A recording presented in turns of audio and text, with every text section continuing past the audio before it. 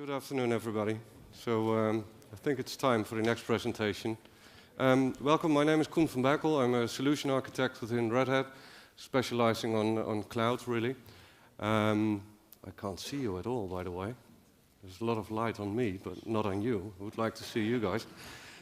So I step forward because I have one question for you, or even maybe some more, but let's try to get a little bit interaction into this one. Who of you guys are using OpenStack right now? And how many of you are using it in production? All right. Who are you? Who of you is using virtualization? VMware? All right, then I've got the picture. So most of the people are using virtualization today and are looking into OpenStack. And as we see each other right now, this day here, the beautiful day in Spant in Bussum, you see we're almost at 400 people attending just because we're interested into OpenStack. Red Hat is a leader in OpenStack, and this is a little bit marketing. Normally, I'm not used to do marketing, so I go more and more technical. But we're a leader in open source, leader in OpenStack, and how is that possible? Everybody knows Red Hat, everybody knows the logo, but what is Red Hat really? Red Hat is famous about its Linux effort that we took in the 90s, with the real driver that we had was to make Linux enterprise ready, and it more broadened in production in enterprises. And that really took off. We're now the leader in Linux, really. But we're changing. And if you see the timeline underneath here, you see that we started off in 1993, and we did lots and lots of acquisitions also of proprietary products. So you see acquisitions for example, Makara. We see CloudForms and open CloudForms that we acquired from ManageIQ. That's something I'll go into later on. But you see also acquisitions in the space of OpenStack. And the latest one is, for example, Inktank with Ceph. You see us moving towards not only Linux, but also to cloud. And we initialized that really in 2008 by acquiring, for example, Qumranet, which turned out to become REV, our virtualization platform, an alternative to ESX. What you have to keep in mind is that we have only one mission statement. And if you look at the Chambers of Commerce, how we are enrolled there, you see this statement. We want to be a catalyst in open source, create communities, drive innovation, get things done, get things adopted, get it enterprise ready. And all the acquisitions that we did the last couple of years that were proprietary products, as stated earlier, but it were proprietary products. They're no longer. So it's now open sourced. And the latest addition is, for example, CloudForms. We bought ManageIQ, which gave us a cloud management platform. And we open sourced it, and we open sourced it this year and gave it back to a community called ManageIQ. So get the name rolling again, right? So this is really our statement and our mission. We're open all along. And the next thing is cloud, and cloud should be open. And I'll give you several reasons why it should be open also. But it's in our DNA, right? So how do you work in open source? Now, we see lots and lots of communities coming up. And one of those communities is, for example, OpenStack.org. And we're really focusing on this one. OpenStack.org, what we did with Linux in the 90s, we now want to do again with OpenStack. So we really want to make this one big. It's strategic for our company. But the OpenStack community project will participate in that, and that's not taking the software and harden it and make it enterprise ready and looking after a certification for hardware, etc. No, it's really participating. There are employees of Red Hat not coming to the office in Amsterdam or in Antwerp or in Brussels. They're really in the community. They're working over there. and they are getting paid by Red Hat, right? So this is the way how we work. We participate in the projects, and we integrate those projects further and further. So we have a broad look at what's going on in the open source communities, and we pick those things that we see are necessary in enterprise customer environments. And when we integrate those products and we harden that and we get the bugs out and we provide patches and we commit to the community, we get adoption in the community and we get innovation in the community. But then again, the enterprise customers are also benefiting from that because we can provide them an SLA, a service level agreement. And that's what really Red Hat does. We're a logo, we're people, like me, for example, and we provide an SLA to enterprise customers. We don't have intellectual property. We might have by getting an acquisition in, but we will not keep that. We'll provide it back to a community. So we integrate and stabilize and give that SLA. And if you look at the customer or the portfolio of Red Hat, you see lots and lots of products back. Enterprise Linux, of course. You see storage. Ceph is going to be integrated with cluster, so Red Hat storage. You see satellite for provisioning orchestration, OpenStack, Cloud Forms. In the middleware, we can provide you a complete software-defined stack. We're not into hardware. We're working with parties like Cisco, Intel, AMD, Fujitsu, IBM, etc. And the list is long, long, long. I don't have time. I have only 25 minutes. So there are about 3,000 ISVs and OEM parties we're working with to certify our software back and forth with. So this is really what we do. So now, OpenStack, and you've seen this picture, of course, this morning already.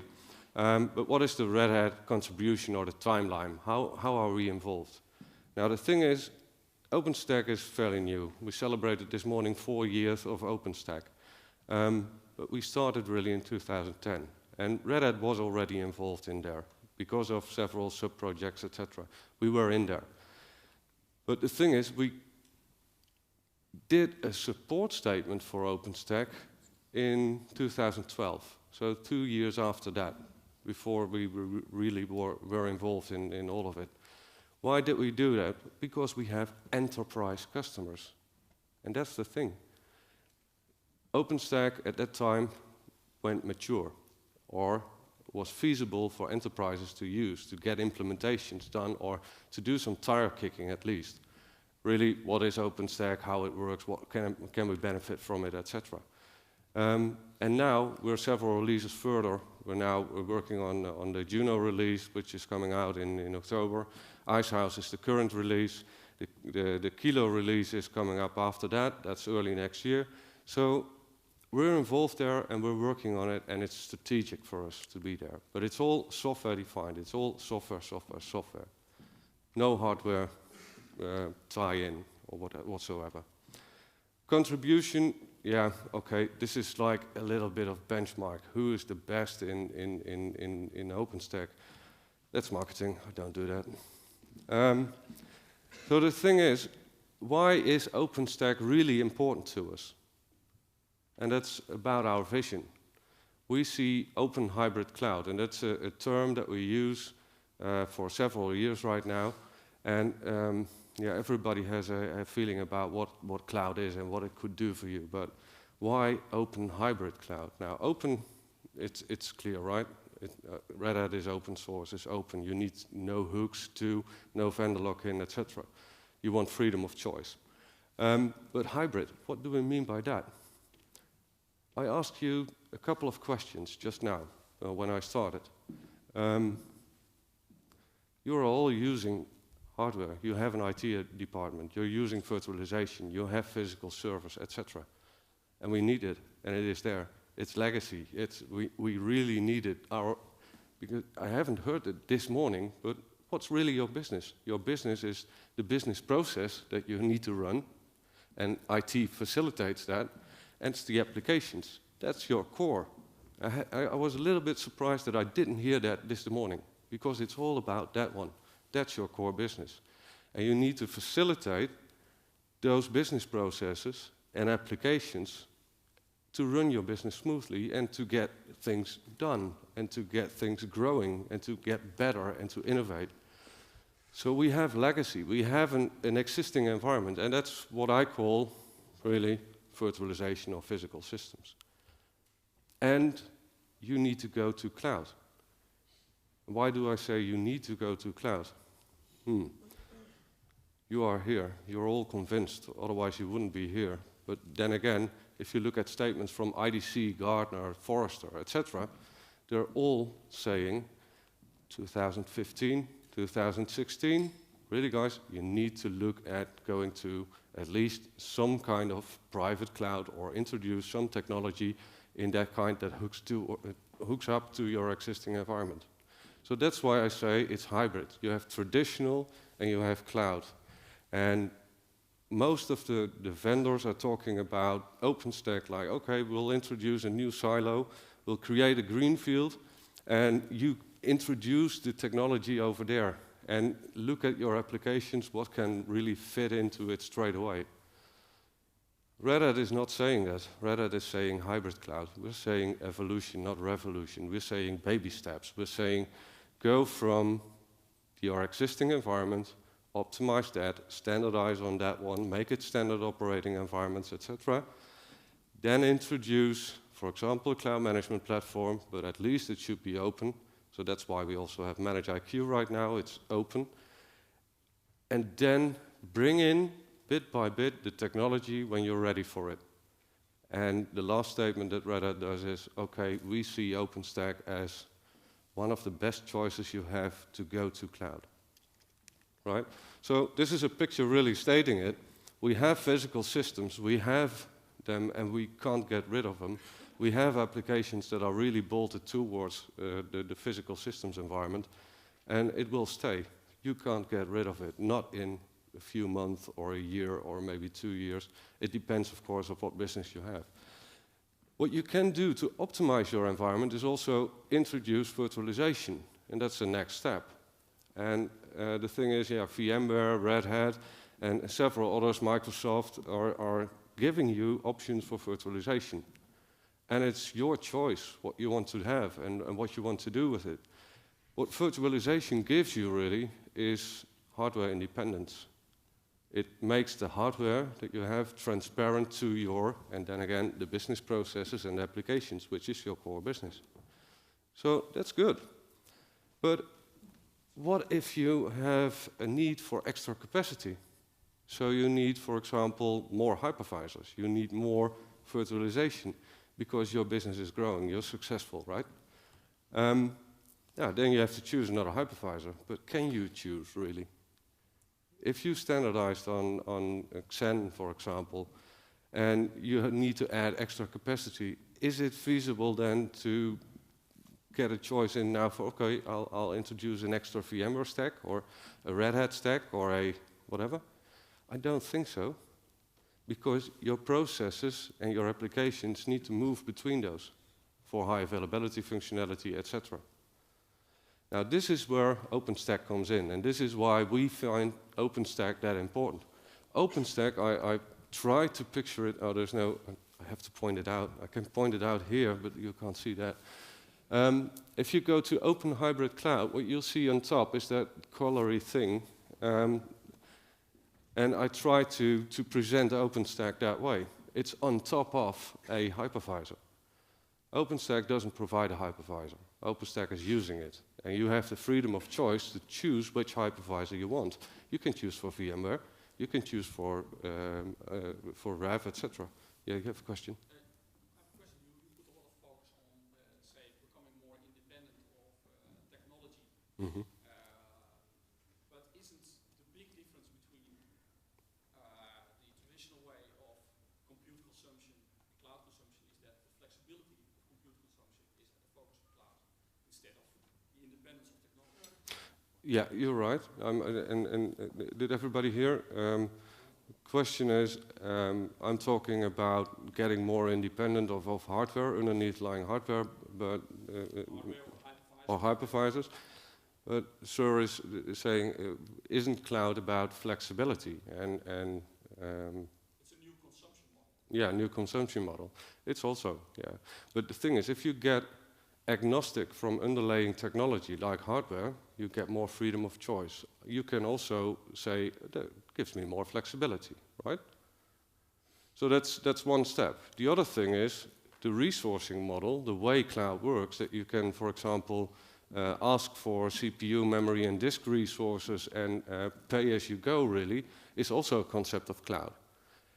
But you could do that with virtualization, but it's a natural for OpenStack. It's a natural implementation in OpenStack. How did OpenStack come to light, really? OpenStack came to light because we all fell in love with how Amazon works. The way the model, the way you can get resources, throw them away if you want.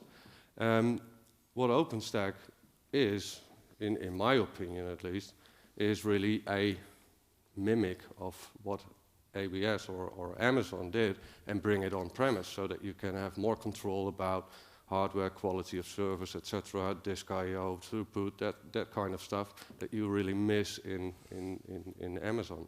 So what we... Actually, that is my point.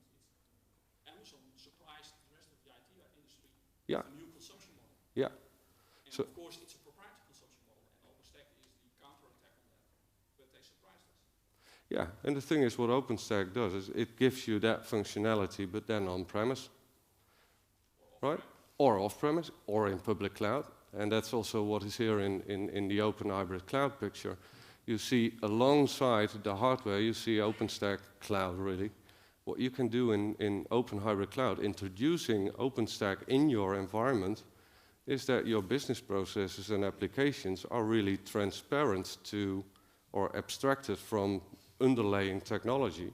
It's a given, you need it, but it's abstracted from it, and it gives you freedom of choice to move your workloads from on-premise to public or the other way around. So if you look at OpenStack, and that's why I put it on top of the hypervisors, you see, you could also say it's middleware. What the thing is on top of those boxes, colored boxes, are your applications and your business processes really running, right? So the top layer of OpenStack is, for an application, also a given. It's there, it can use it, it can and talk to it. And if things change technology-wise in the hypervisors or even in hardware, it's transparent to your business applications and processes, so continuously you can use your applications. And that's also, I think, a thing for cloud. Cloud should give you all the flexibility, high availability functionality that is there. That's the higher thing in cloud. And OpenStack is really an extra abstraction layer, which gives you, in this picture, really freedom of choice also for hypervisors. Red Hat supports OpenStack. Red Hat supports RHEL in VMware. We're not saying VMware is not good. It's a choice you can make. Yeah? And you can change whenever you want, if you want to. So this is why OpenStack is really important to us. If you then look at, and Alessandro, you know that Italian guy really, this morning, he showed you this picture in 3 seconds flat. How are we involved? We have OpenStack.org. That's the community. That's not ours. That's where we participate in. Then we have RDO. That is really a compiled version of the OpenStack.org bleeding edge bits code.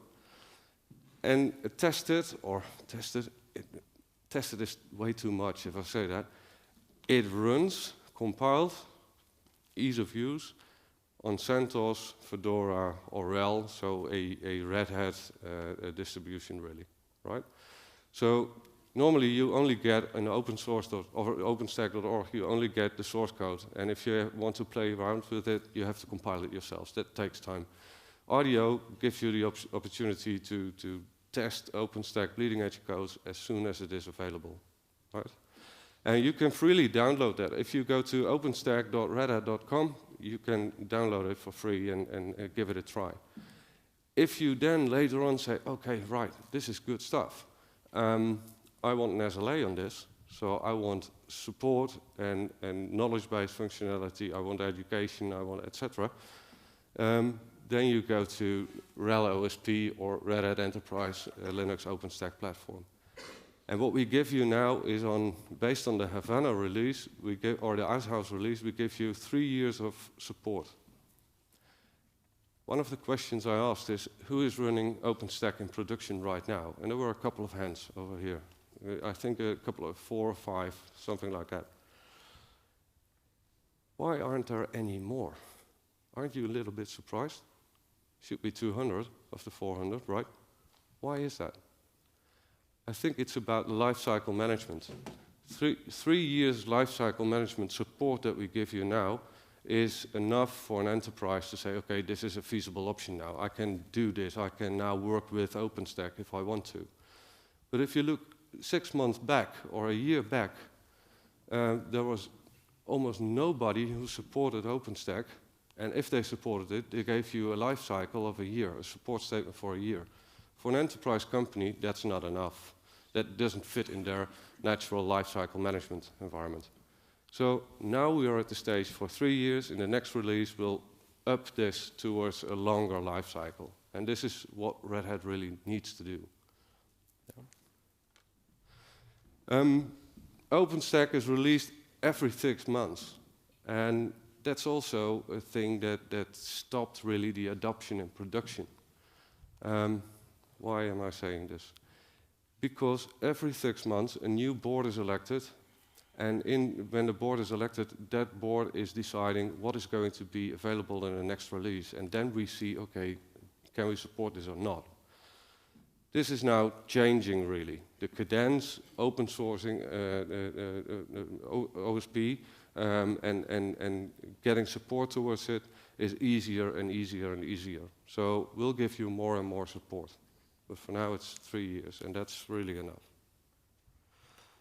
The other thing is, you all are using, or okay, at least some of you answered, you have a brownfield, right? You all have a brownfield. There is legacy. You do IT right now. The thing is, how do I get to cloud? How do I get to OpenStack? How big is that step? Do I need to create a separate silo, a greenfield, and then, yeah, let's see what we do with the brownfield, where your business really is? Or do we have an approach towards that? The answer is we have an approach. And we do that, and I condensed it in one slide. But let's, for example, say, okay, you're using VMware as a virtualization product. Now, how do I get a VM running in VMware or on a physical system? How do I get that to cloud? Now, the one thing that you can do is introduce another step for virtualization. Introduce new cloud technology underneath and activate that, try it out, let's see if it works for you, and then do it by baby steps, make it an evolution. So what you can do is introduce, for example, CloudForms or ManageIQ, the open source bits, put it on top of VMware, and we have several customers in the Netherlands now doing that, also in production, and introduce the first building block, for example, for virtualization on OpenStack, namely KVM, in your environment. So try a Linux-based hypervisor based on KVM, for example, Rev or Overt. Introduce that in your environment, hook it also up to the cloud management platform, and then you have a single pane of glass. You're introducing new technology, you're benefiting straight away, and you're working towards clouds. First step. Focus on standard operating environments. Don't go with a VM sprawl. Create new environments. Go to recipe-based creation of new VMs, for example.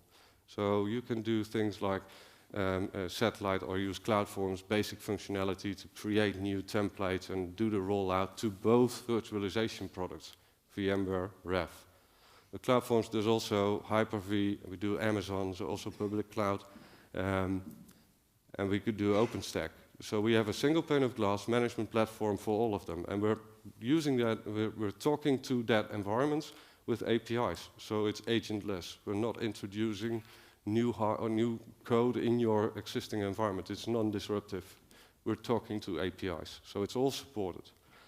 Then you go and create a OpenStack platform. So that's really in the middle, the cloud-enabled applications. And if I talk to customers and speak with them and ask them, right, so what applications do you think can land in OpenStack? What is the low-hanging fruit? I heard that term this morning. Thing is, 60–70% of all the VMs or applications that are running in an IT environment at a customer is not really production. You can have complete discussions about this, but it's testing, it's QA, it's development, etc. But it's not the core business. It helps the core business, but it's not the core business. If it goes down, nobody worries. Yeah? It's a hassle, but nobody worries. The thing is, you can use OpenStack as a virtualization platform. So 60–70% of the load that a customer is using right now, you can drop it in OpenStack straight away.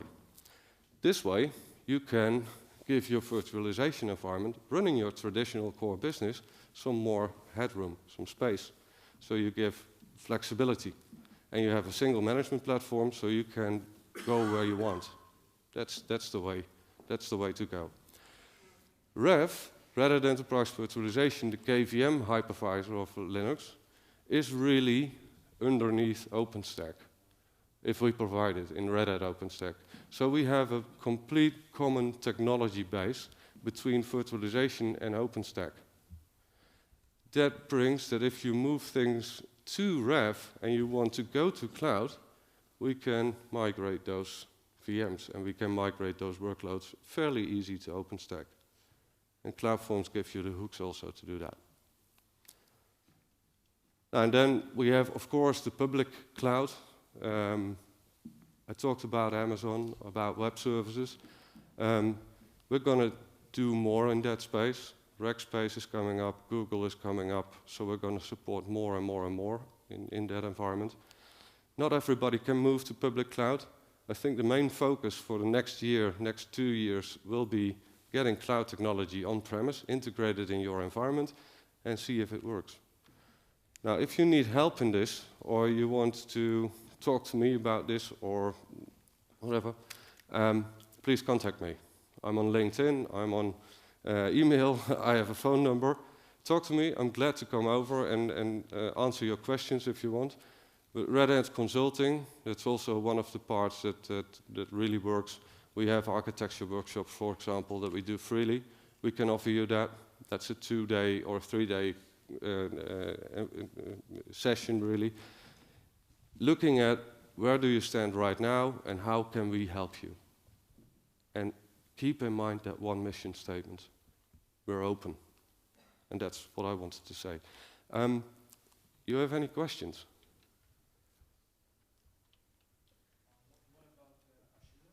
Yeah.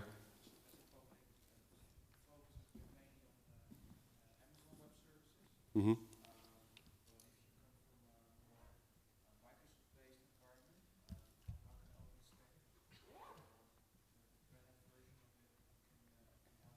Yeah, a good question. I will repeat it shortly. Question is, what about Azure in the roadmap? Are we going to support that, or what's the status about that? The thing is, it's on the roadmap. We're getting out later this month with a new release of CloudForms that will support Microsoft Hyper-V, SCVM support, and later on, not in 3.1, what is the release that's coming out, later on in a next release, it's on the roadmap, it will go for support for Azure also. Yeah. Other questions?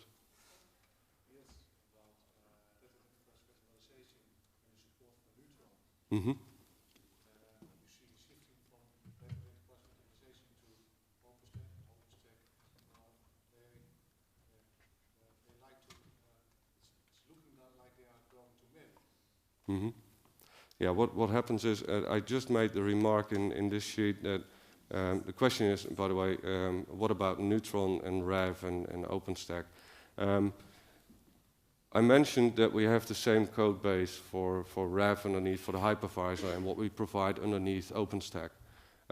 What you see now is that we have already several shared services between OpenStack and between Rev. One of those is Neutron. Neutron, which provides the networking bits towards OpenStack normally. It does that also for Rev. So what you can do is create your software-defined networking already in a Rev environment, use it and share it between OpenStack and Rev.